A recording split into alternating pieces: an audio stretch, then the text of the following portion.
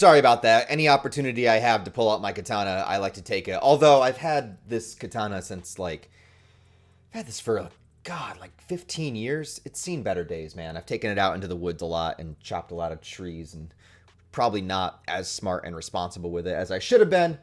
I have sharpened it a few times though, but it's still kind of junky. So once again, this chapter was really, really short and reads very quickly. And last week, when I did my Chainsaw Man review, I asked you guys if you would prefer it if I let chapters kind of build up and maybe reviewed like 4 or 5 chapters at a time, or if you guys like the sort of weekly chapter by chapter reviews, even though sometimes I feel like with Chainsaw Man, there's just not a lot of meat per chapter to dig into as there is with like 5 or 6 chapters in a row, but you guys seem to overwhelmingly want and respond positively to the weekly reviews, and who am I to let you guys down? And I really appreciate the responses I got from you guys and the comments and everything, and so a lot of you guys seem to want me to continue them, so I absolutely will.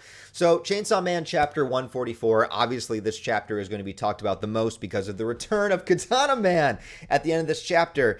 And I think that Fujimoto is very steadily and cautiously reintroducing all of these hybrids into the story, you know, to kind of like stretch things out and to tease us and to edge us into kind of like the ultimate reveal of all of them kind of being together once more. Or, of course, Rezi, which is probably the one that most people want to see, and that's the one that we have not seen yet. And where is she? What is she doing? Is she working with public safety? Is she not? Like, what is happening with her? Time will tell on that one, I suppose, but we do have Katana Man back at the end of this chapter, and it was great to see him again.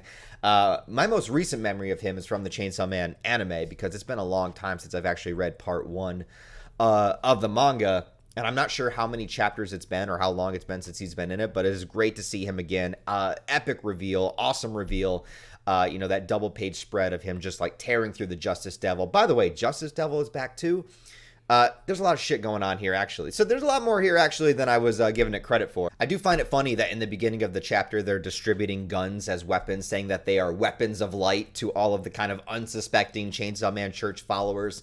That are all younger people that are being manipulated, that are being swayed by this church. And I think that the themes of that have been very interesting throughout the entire part 2 of Chainsaw Man, and the overall arcing theme of like not being able to decide for yourself and having everything kind of pull you into a different direction. Now, unfortunately, this chapter does not show Denji, and it does not show Asa. Asa has not been around for a while, but I think that Fujimoto is going to kind of build her development a little bit off screen and then reintroduce her in an interesting way, because she's getting all this kind of fame and attention and admiration now, which is very, very different from what she's used to and how she, you know, grew up and went through school and stuff. So I think that it's going to play a significant role in kind of like maybe changing her a little bit. I mean, she's still going to retain like the core essence of who she is as a character, but it's going to be an interesting kind of revelation to see what becomes of this, you know, after this gap of time of not being able to see her. So I'm excited for her reintroduction, and of course Reze's reintroduction, because it's coming. It's obviously coming. They've introduced every single hybrid pretty much except her at this point, so it's going to be a big reveal when that eventually happens. Maybe they'll have Reze and Asa meet at the same time. That would be interesting, because Asa obviously wouldn't know who she was. There's an interesting dynamic you could play at with there, especially if Denji shows up like in the middle of it. Who knows? It makes me wonder what the overall purpose of this is. And now that we see all these hybrids sort of steadily revealing themselves, although they are kind of like separated, you know, could part of the plan, part of the process actually be to kind of like assemble all of these characters together again? You know what I mean? Something along those lines, because we have Famine kind of lurking in the background saying that she doesn't want the apocalypse to happen. But I mean, can you take her word for it? At first, when like it was first revealed and she talked about it, I kind of believed what the character was saying. But now that I'm kind of thinking about things, I'm like, I don't know, man. She might be trying to actually get Death to reveal herself in some way, which is still something that hasn't happened. So we have the Death Devil itself that has yet to reveal itself, and we also have the fake Chainsaw Man, which is still nowhere to be found here, although We might get a reveal of that fairly soon because of how this chapter ends. I feel like there's something kind of ominous there about it. But anyways, before I get off into a bunch of different tangents, I should probably actually talk about the chapter at hand. And so all these weapons are being distributed to the Chainsaw Man Church users. And then crashing through the window is what I assume to be the Hammer and Nail Devil, or the Fiend, because you can tell that the human body is the... We've had this kind of image of like a character with its brain exposed before, with a Fiend kind of taking over it. So that's there, comes in, basically nails everybody to the wall, but not in a violent way and not in a like a brutality sort of murderous kind of way. So she's taking very good, very strong precautions to make sure that everybody is still alive. It's like as soon as the devil enters the building, she recognizes that all of these people are children that are basically being taken advantage of and manipulated with. So she's using very, very precise precautions in order to make sure that none of them actually get hurt, and just kind of like nail all of them to the walls by their clothing, not actually through their skin, not actually through their body. It works in a very powerful way to show that this character knows exactly what she's doing during this infiltration. But then, of course, the Justice Devil reveals itself once again. And the Justice Devil has been this recurring antagonist that has been through all of part 2. And it's kind of shocking that it would be here within the Chainsaw Man Church, because what is the justice of what is happening here? The character says that he will fight evil with evil and devils with devils, basically evening the playing field, making it a little bit more equal on both sides. Is that perhaps the justice that it's talking about in this specific scenario? Because the Justice Devil has been kind of depending on its host, depending on what character it was, the justice was a little bit different. The justice with Asa's friend, I forgot her name, like Yoru, not Yoru, obviously, Yura, that's what it was. You know, the justice with her was kind of stopping the bullying that was happening at the school, and the justice before that was a little bit different. So is this justice just clearly being, let's fight fire with fire, let's just even the playing field, let's have devil against devil? Is that exactly what it's going for? But at the end of the day, that and its like 10-inch heels, I don't know what that's all about, but it doesn't even matter, because it just gets chopped up into pieces, sliced in half, with the reveal of Katana Man coming back. And what a great reveal it is, man.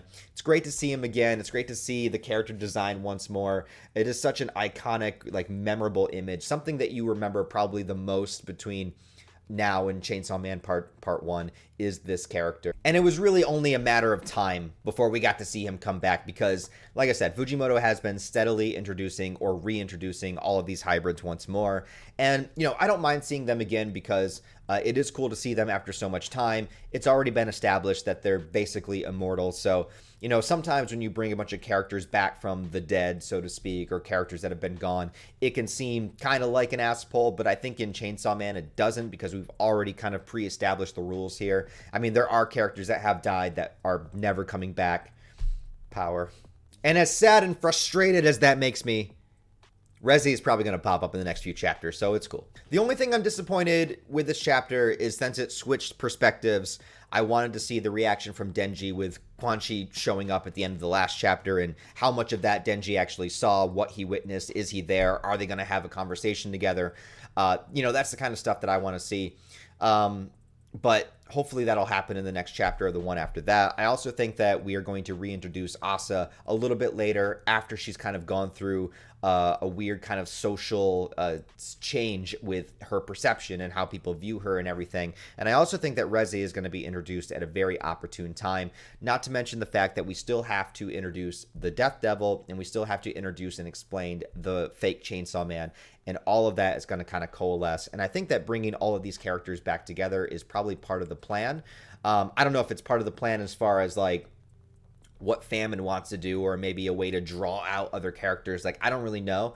But all of these characters coming back at the same time is definitely not a coincidence, regardless of what side they're fighting on or where their allegiances lie. The fact that they're all popping up one by one by one, I don't think is a coincidence, and I think it's going to be really important for what the story has moving forward. But as to what that is, I'm still at a little bit of a loss as far as like what the overlying storyline at this point actually is, because we have the oncoming apocalypse, we have the mystery of the Death Devil, we have Chainsaw Man Church wanting one thing, we have Yoshida wanting another thing, and now we have the reintroduction of all of the hybrids. And I know it's all building towards something, and I know it's all gonna like end in some kind of climactic disaster, which I can't wait to see. But as to like the play-by-play of how that's gonna pan out, I have no idea. So your guess is as good as mine. Your guess is probably better than mine.